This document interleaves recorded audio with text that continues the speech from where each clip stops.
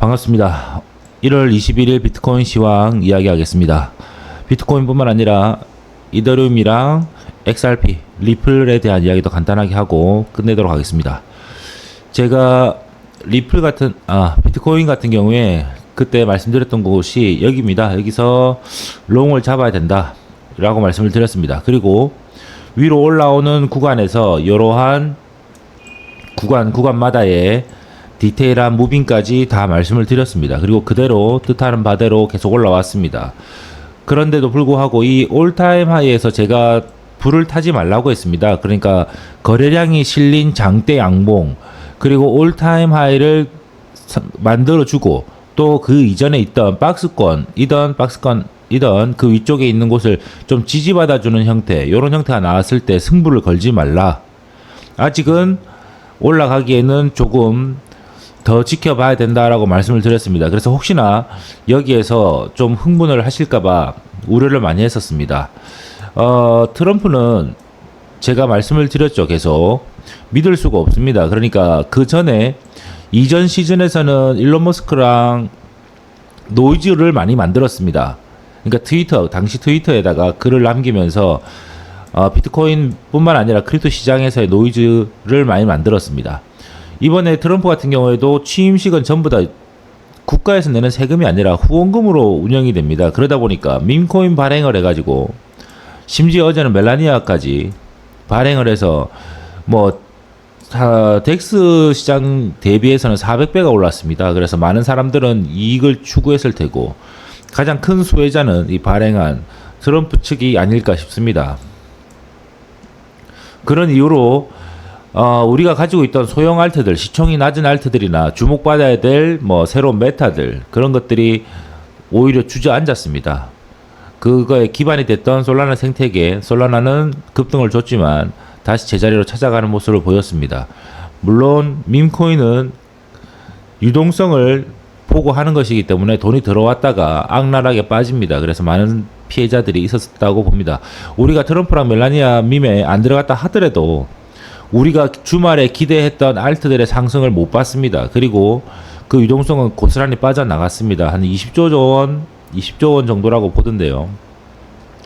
자, 이제는 때를 기다려야 된다고 말씀을 드렸습니다. 여기서 롱 잡으면 안 된다. 조금은 기다려야 된다. 그러면 우리는 길목을 잡아야 됩니다. 그러면 롱의 가장 좋은 베스트는 어디냐? 여기를 살짝 깨주는 곳입니다. 그러니까 매도자 입장에서의 유동성 확보한 구간, 그 아래 꼬리를 말합니다. 이쪽 아래 꼬리가 두 개가 있었습니다. 짧은 시간봉으로 봤을 때는 더블 바텀이 되겠죠. 그리고 이곳이 있습니다. 그러니까 여기에 아래쪽 꼬리가 있는 게 보입니다. 4시간봉으로 그렇습니다. 베스트는 어디냐면 여기와 여기 사이입니다. 그래서 여기를 깨고 여기까지입니다. 이러한 박스 구간에 왔을 때 롱을 잡는 것이 가장 지금으로서는, 기존에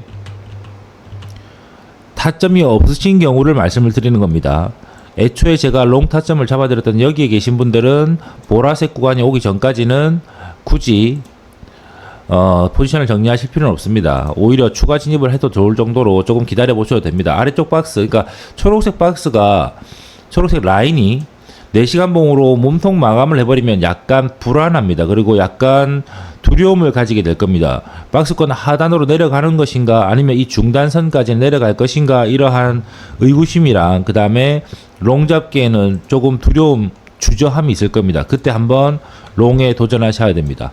그러면 기본적으로 선물이든 현물이든 3분할이라고 보겠습니다. 그러니까 박스권 안에서는 유동성이, 그러니까 또 다른 움직임을 함부로 말하기는 좀 어렵습니다. 그러니까 오더블럭이라든지 FVG라든지 아니면 서플라이 디맨드 존을 이야기하기는 어렵습니다. 그렇기 때문에 쉽지 않겠지만 만약에 아래쪽으로 내려오는 우리가 길목을 지킨다면 여기를 내려오는 곳에서, 여기를 훼손하는 곳에서 한 번, 아니면 맞닿는 곳 약간 내려오는 구간에서 한 번, 그리고 이곳을 약간 훼손하는 곳에서 또 한 번, 그리고 이 보라색을 훼손하는 곳에서 한 번, 이렇게 3분할로 들어가시는 것을 추천드립니다. 그리고 이게 지금 여기를 훼손하지 않고, 그러니까 셀사이드 리퀴리티입니다. 매도자의 입장에서 유동성을 확보한 여기서 이걸 훼손하면 여기도 훼손하는 것이 정석적이긴 합니다. 그런데 만약에 지금 올라가는 이 무빙이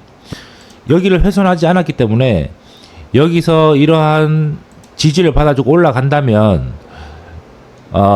여기서 요 위쪽입니다. 요 상단을 조금 넘어서는 구간, 이쪽에서 지지받는 걸 보고 1차 진입을 해도 괜찮습니다. 1차 진입을 해보고, 그리고 여기에서 105K를 넘어서는 곳에서 2차 진입을 해보고 3차 진입은 좀 떨어질 때 한 번 더 해보는 걸로. 그래서 위쪽에서도 3분할, 아래쪽에서도 3분할, 각자의 레버리지와 시드의 비중과 다 다릅니다. 그렇기 때문에 조금 더 계획을 잡아보시고, 그리고 각 커뮤니티 방에 계신 분들과 상의를 하셔서, 아니면 본인의 계획을, 매매 계획을 얘기해 보시고 같이 의견을 나눠 보시기 바랍니다. 결국은 이 현상에서 예전에도 마찬가지였습니다. 일론 머스크의 트위터로 조금 빠른 타이밍에 고점을 향해 올라갔습니다. 그리고 난 뒤에 주저앉았죠. 그렇지만 시장은 원래 가던 방향 그대로 유지해서 올라갔습니다. 그러니까 즉 노이즈 현상을 만들 수는 있으나 시장 전체의 흐름은 방해할 수는 없다. 트럼프의 밈이 공식적으로 발행되면서 취임식과 겹쳐서 노이즈 현상을 만들어줬지만 결국 상승하려는 비트코인 이 시장의 흐름은 막을 수는 없다. 다만 이러한 것들이 선물하는 사람들에게는 매우 좋았다. 유동성을 위아래로 줬으니까. 그리고 이제 큰 돈이 들어온 기관 투자자들이 타겟을 잡는 곳은 이곳이 아니고 한참 위에다. 그러니까 조금 더 아래쪽으로 내려올 때 용기를 내셔라. 여기서 잡지 못하신 분들은 신규 진입은 꼭 3분할 이상 해서 물타기가 아닙니다. 계획을 해서 전체 시드를 나누어서 분할 진입하시기 바라겠습니다. 선물하시는 분도 마찬가지입니다. 선물하시는 분도 아래쪽으로 수입을 줬을 때 분할 진입 시작하시면 될 것 같습니다. 그리고 짧게 스탑로스를 잡고 가시기 바랍니다. 박스권 안에서는 유동성이 급격하게 나올 수 있습니다. 비트코인은 이 정도로 하겠습니다. XRP 보겠습니다. XRP는 이전 비트코인과 조금 다릅니다. 그러니까 비트코인은 이전 박스 구간을 돌파한 다음에 다시 그 박스권 안으로 들어온 상태고요. 리플은 새롭게 위쪽으로 올라간 상태입니다. 그래서 다시 이렇게 올라와 있습니다. 그러니까 조금은 새로운 박스권 위쪽으로 와 있습니다. 신규 진입을 하신다면 이곳과 이곳 사이에 만약에 내려와 준다면, 그러니까 즉 이 꼬리를 위협하는 곳이라든지 이곳을 한번 리테스트하는 곳으로 내려온다면 첫 진입하시는 분들은 해보셔도 괜찮을 것 같습니다. 그리고 선물하시는 분도 마찬가지입니다. 이쪽에서 한번 보시고 여기를 스탑로스를 잡아서 선물을 도전하시거나 현물을 매집해 보시는 것도 나쁘진 않아 보입니다. 그리고 우리가 지금 중요하게 생각해야 될 것은 이더리움입니다. 어제도 말씀을 드렸습니다. 그러니까 이번에 시장이 약간 교란이 있으면서 이전에 주목받던 이더리움은 많이 무너지고 솔라나가 그 유동성 자금을 다 빨아갔습니다. 그러니까 밈코인에서 이더리움이 없는 불장은 없습니다. 알트 불장은 없습니다. 그리고 개미들은 비트코인과 같은 것은 이미 추세가 나와버리고 나면 덩치도 크고 앞으로 더 많이 못 올라갈 것이다. 모든 불장에서는 비트코인보다 알트코인들이 상승률이 높았습니다. 당연히 리스크가 높기 때문이죠. 그리고 알트코인은 종류가 매우 많습니다. 평균적으로 봤을 때는 좀 더 많이 올랐다고 볼 수는 있습니다만 그 와중에는 외봉으로 떨어져서 굉장한 데미지를 준 코인들도 많고 상폐되는 것들도 많습니다. 그래서 조금 조심을 해야 되겠죠. 하지만 시즌의 불장이라는 것은 결국은 알트입니다.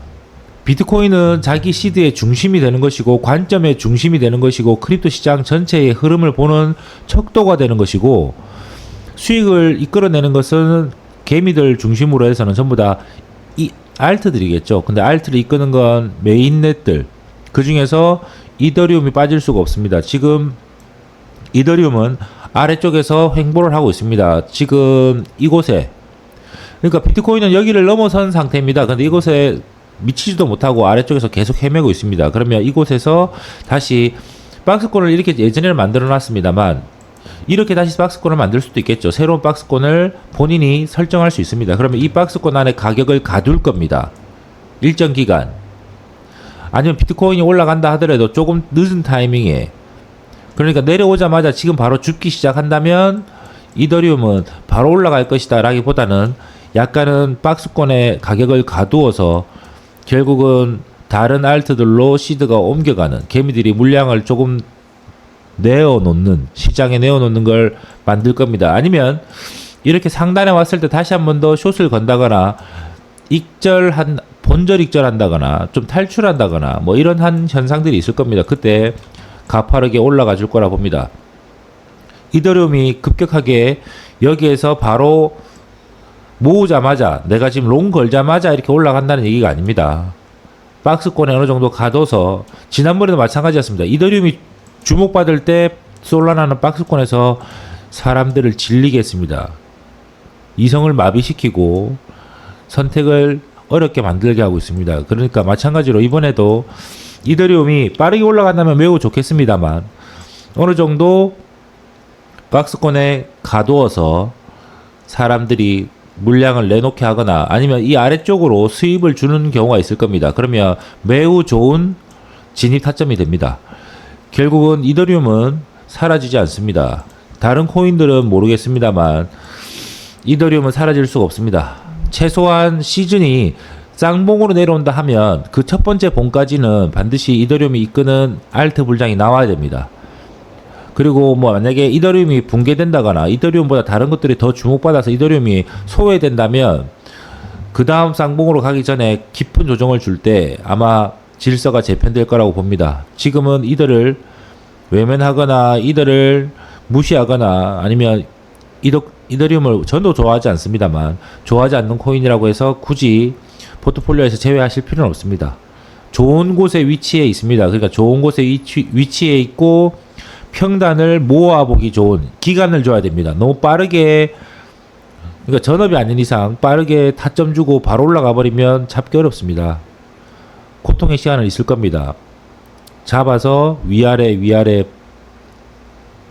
저항과 지지를 설정해 보시고 거기에서 평단을 만들어 보시기 바랍니다. 그리고 기다려 보시면 결국 솔라나가 그랬듯이, 그리고 그 이전에 이더리움이 그랬듯이 시속 게임은 계속될 것이고 여러분들은 큰 상승을 가져가게 될 것입니다. 그리고 이더리움은 메인으로 길게 가져가는 것은 아니라고 봅니다. 저는 지난 영상 이더리움의 덫이라고 썸네일이 적혀있는 그 영상에서도 말씀을 드렸습니다. 이더리움의 한계, 이더리움의 위험성에 대해서 말씀을 드렸습니다. 하지만 시즌을 견인할 수 있는 이더리움은 지금은 모아야 될 때라고 생각하고 있습니다. 지금 노란색 박스 안에서 충분히 많이 부담된다면 조금 줄이셔도 상관없고요. 그래서 조금은 모아 나가는 느낌으로 가셔야 된다. 그러면 결국 머지않아 2월달 안에 2월에는 충분히 이더리움에 대한 결과물을 보게 될 것이다.